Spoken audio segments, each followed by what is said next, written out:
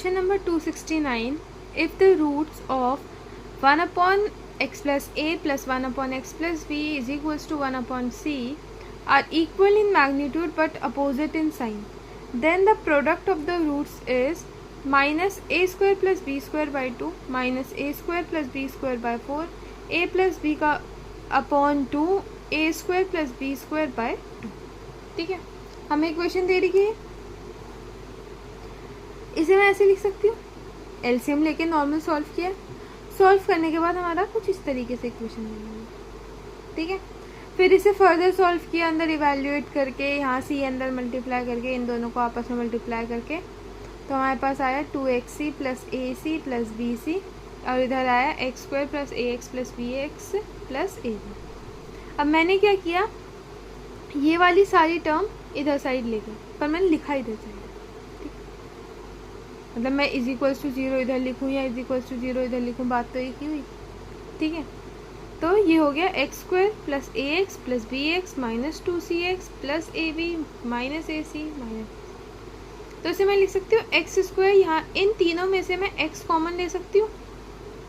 ठीक है, तो इधर एक्स हो गया a plus b minus 2c plus a b minus b c minus a c. अभी किस फॉर्म में बन गया हमारा, ये हमारा इस फॉर्म में बन गया, a x square plus b x plus c के फॉर्म में. ठीक है, जहाँ पे इस ए की वैल्यू, यहाँ पे 1 कुछ भी नहीं है. ठीक है, 1 है मतलब मल्टीप्लाई में. इस बी की वैल्यू क्या है, ये वाली, और इस सी की वैल्यू क्या है, ये. रूट्स निकाल लेंगे, हमारा कुछ इस तरीके से आएगा. अब उन्होंने क्या बोला था, जो हमारे दोनों रूट्स हैं, मान लो अल्फा और बीटा हैं, तो अल्फा जो है हमारा माइनस बीटा. ठीक है, सॉरी, दोनों मैग्नीट्यूड में बराबर है, तो ऐसे ले लो alpha is equals to minus alpha.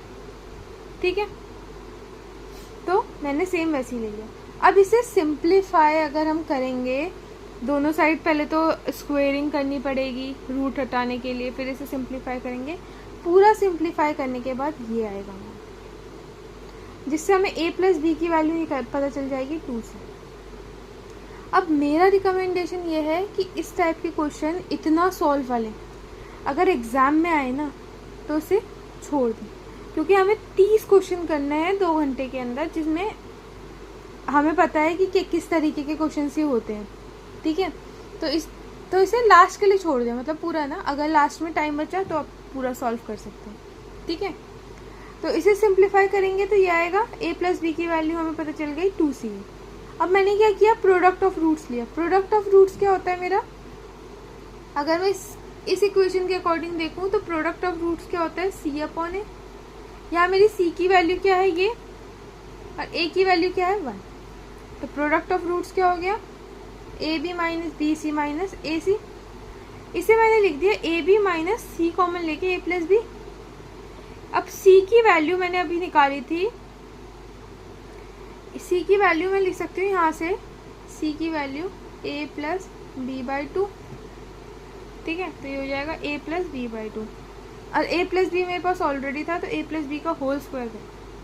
इसे सॉल्व करूँगी मैं, तो ये आ जाएगा एलसीएम लेके 2ab minus a plus b का होल स्क्वायर होल 2.